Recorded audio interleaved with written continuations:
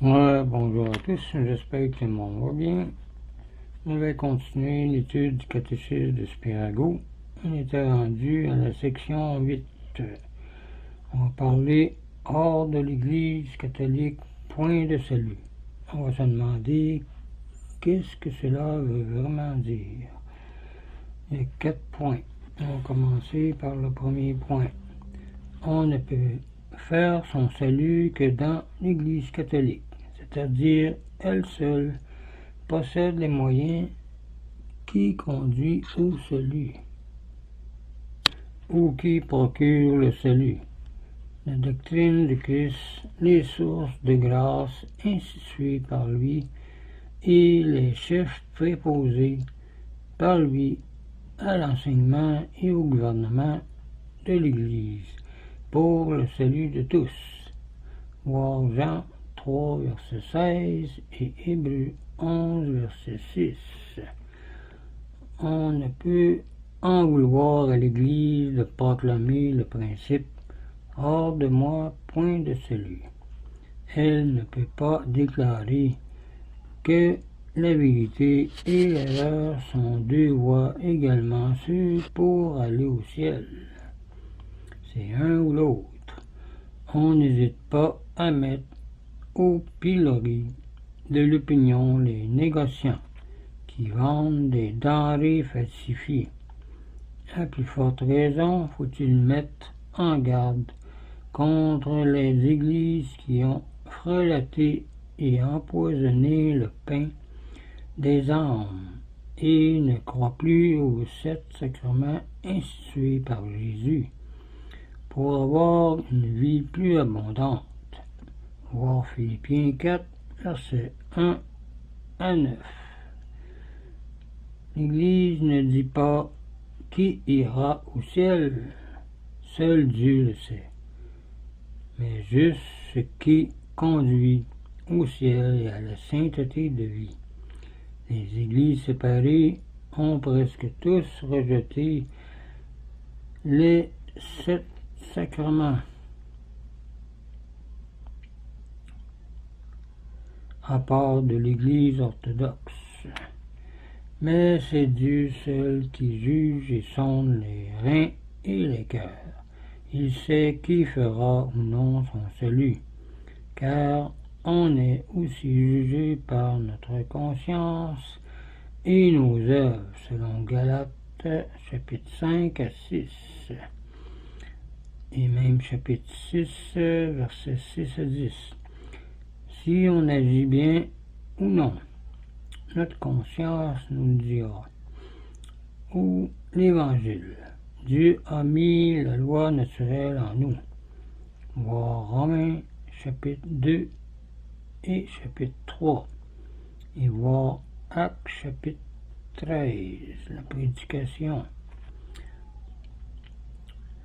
Et Dieu proposera le salut à tous, d'une façon connue de lui seul, car il veut sauver tout le monde, même les enfants morts sans baptême, etc.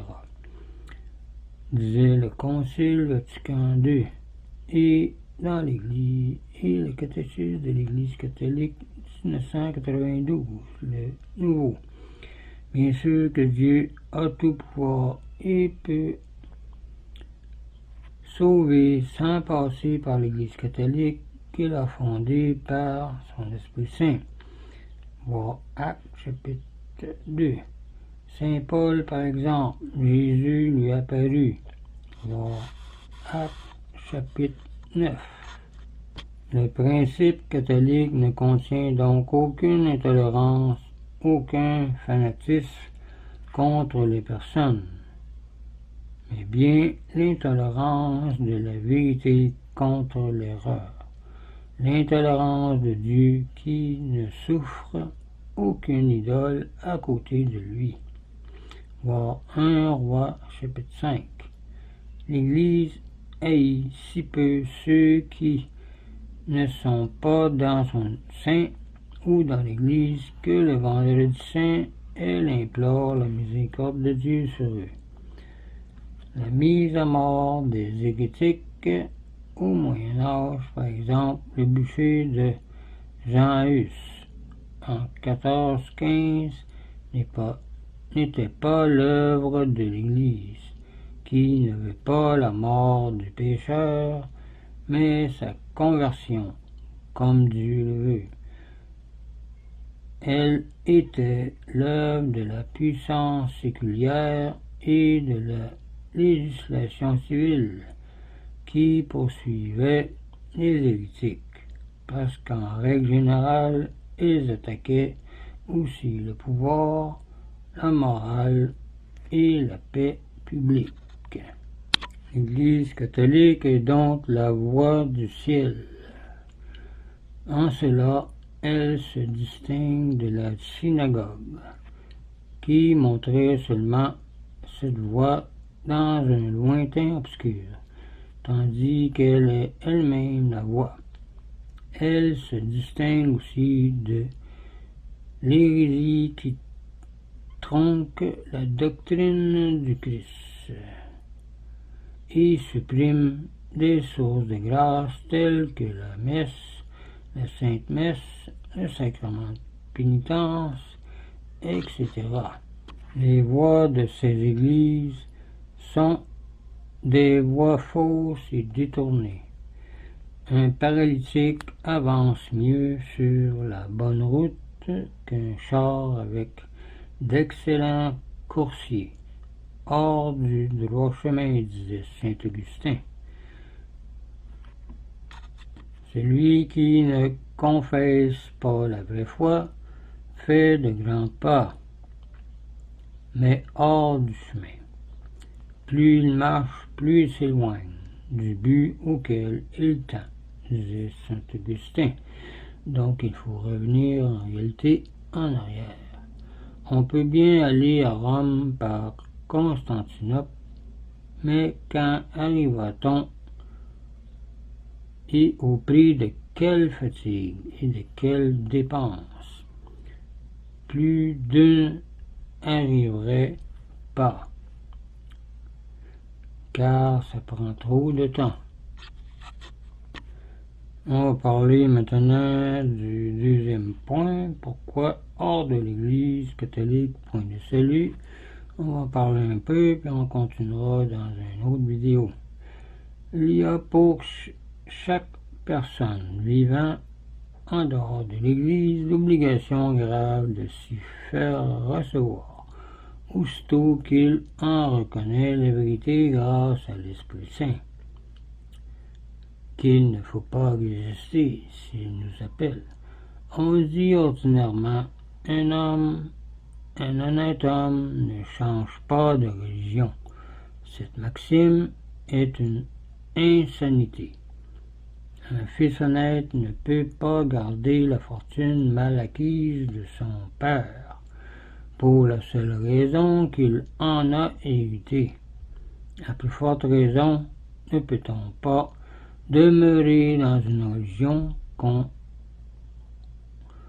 reconnaît fausse, qu'on a reconnue fausse maintenant, uniquement parce qu'on l'a reçue de ses aïeux ou sa famille, soit par la naissance, soit par l'éducation, disait Desargues. D'autres disent, nous croyons tous au même Dieu. Toutes les religions sont bonnes et l'on peut aller au ciel dans l'une ou dans l'autre. Ce principe s'appelle indifférentisme. Il est faux en lui-même, car une seule foi peut être la vraie et la révélation divine, comme il n'y a qu'un seul Dieu.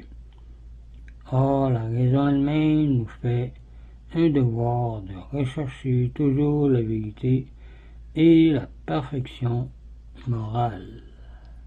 Nous sommes donc obligés de rechercher la vraie foi et de nous y attacher.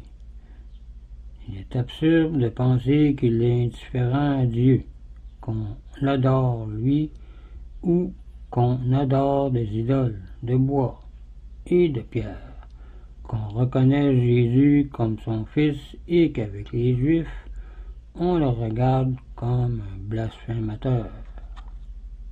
Pourquoi alors le Christ et après lui les apôtres auraient-ils souffert tant de tribulations pour annoncer l'Évangile, s'il était indifférent qu'on y croit? Donc on va arrêter ici pour cette vidéo. La prochaine fois on continuera à expliquer un peu le point 2. Donc je vous laisse là-dessus, je vous dis au revoir et une autre prière.